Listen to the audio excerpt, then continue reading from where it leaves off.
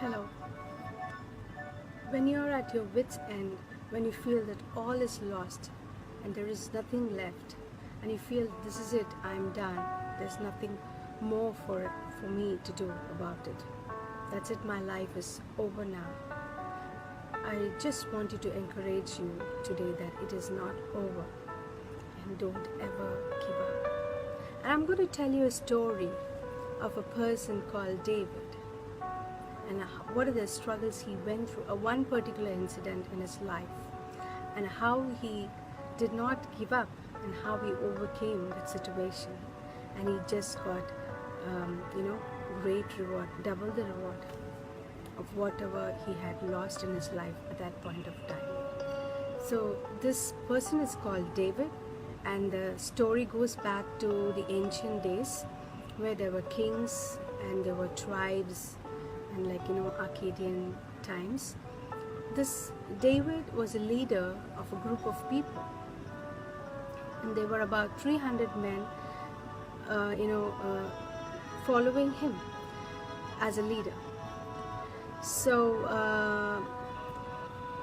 he was leading these people of about more than 300, and they were living in a city, and that city was called David's city.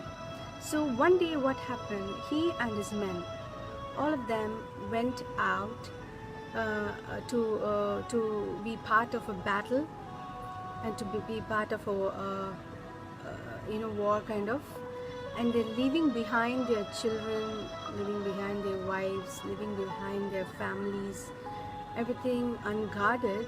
These men went to fight a battle. So when they came back to their hometown, the city of David, they found that the entire city was ransacked by their enemies.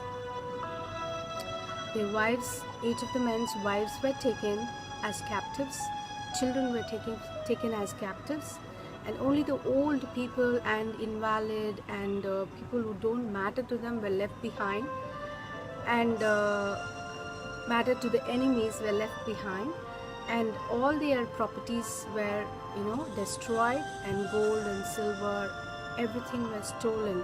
They were looted. There were absolutely nothing for these for the men of David. And on seeing this, they were very disheartened, and they cried almost. They lost all their strength. That's what it is written. Like they lost all their strength. They cried, all men crying, soldiers crying. Just imagine that how it would be. They were so disheartened, and they were crying, and they lost almost all their strength. And David also cried because his wives, 2 wives and children were taken as captives. The loss is for everyone, not only for David, for everyone. So on top of that, what happened, these men who were following David, they just turned back against him, and they said, because of you we lost our wives, we lost our children, we lost our homes, we lost our properties, we lost everything today. So David was, he himself had a tremendous loss. On top of that, everyone were blaming him, and everyone were telling that you are accountable for all our loss. And they were actually they were literally enraged, and they were trying to stone him to death. That was the mentality of those men, and David was, totally broken. And what did he do? He did not, he quietened himself. He just quietened himself. He did not allow those negative thoughts to come into his ears, to go into his mind. Instead, he guarded his ears, guarded his heart. He was broken, but he guarded his heart, and he had a hope that he's still alive.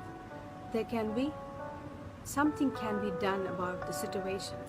So he quietened himself, and he prayed, and he sought the help of God, and he believed God. So he sought the help of God. After a while, he had a confirmation, he had a you know conviction that he will turn around the situation. So what he did, he gained all his courage, he gained all his strength. He gathered all his strength and courage, and he spoke to the men. That he said that why don't we go back, follow the enemies, find the trail and follow them, and try to recover all that we have lost, bring all our wives, children, properties, things, gold, silver back. So this was the proposal of David, and he gathered the strength and the courage, and he did not allow those negative thoughts to go into his mind.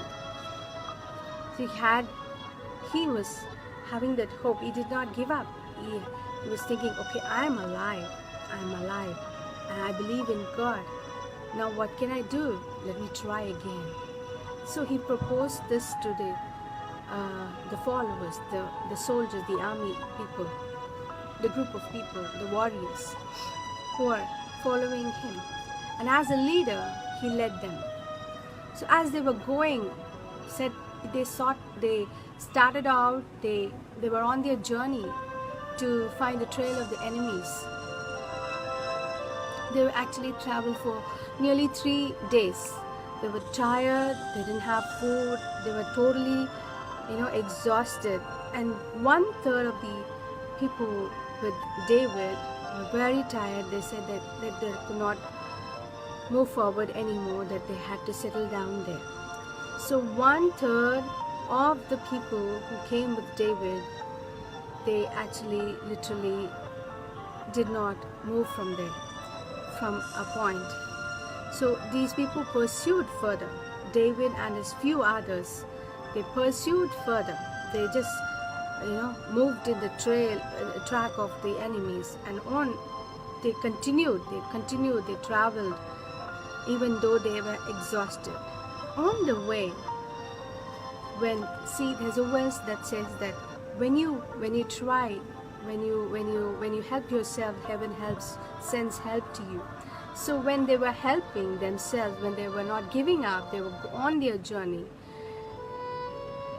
they were able to meet with a person, a slave of the enemy's army. There was a slave who was left behind because he was totally exhausted. They left him behind, and they moved on. So David and his people came across this person, the slave, and they offered him some food and drink, and he regained his strength and he was revived. Once he got revived, when they inquired him, he said that he belonged to the army of the enemy. He was a slave, one among them.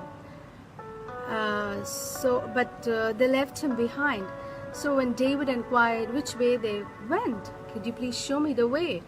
And this slave was so happy to help David, and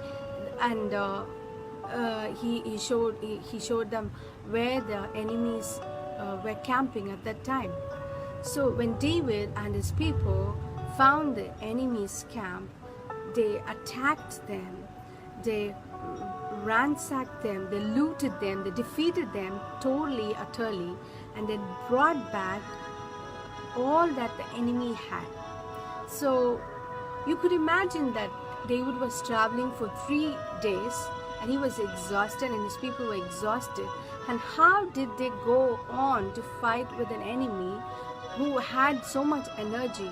They were literally camping and taking rest and having merry and eating a lot of food, and they must have got a lot of energy to fight against David. But David fought against, that army of people who had so much energy. How? Because he was so strong in his mind. The mind is stronger than the body, and also that God has strengthened him. He believed in God, and he had this, he did not give up, he tried hard.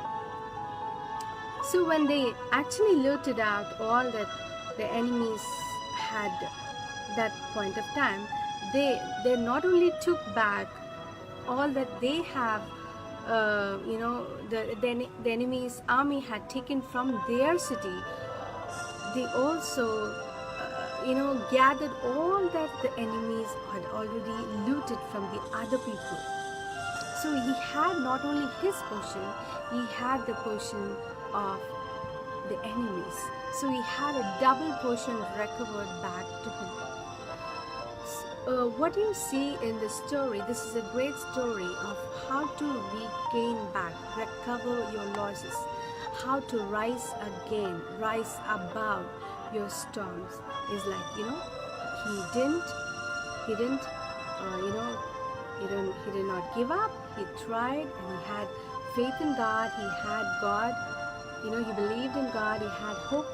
He had hope that he could do it. He did not give up. He did not listen to any negative, words that people were telling him at that time. He strengthened himself. He prayed, he gathered his mind. He guarded his heart. He guarded his emotions. He guarded his mind. He guarded his ears. He had selective hearing, and his goal, his focus was one, and he didn't give up. And he pursued and pursued and pursued, and he won the stronger enemy than him, than his army, than his people. Only few people went with him, and he got back everything that he had lost. I hope this story would have been helped you, to understand that you should never give up in your life, no matter what.